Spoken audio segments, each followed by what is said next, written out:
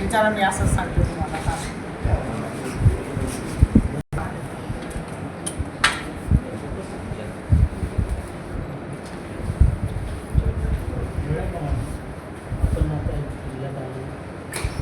विभागीय आयुक्त सांभाळलेला आहे आणि मेळघाटची परिस्थिती माहीत आहे की आजही मेळघाटात कुपोषण आहे.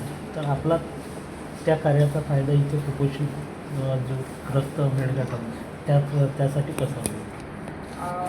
नक्कीच. आता माझा अनुभव बऱ्याच वर्षापासून नाही. मी जवळजवळ 33 वर्षांमध्ये सदस्य झालेली आहे. मी जिल्हा परिषद सीओ म्हणून पण काम केलेलं आहे आणि महिला बाल विकासला पण काम केलेलं आहे. तर मी अमरावती डिव्हिजनमध्ये अद्याप काम केलेलं नाही.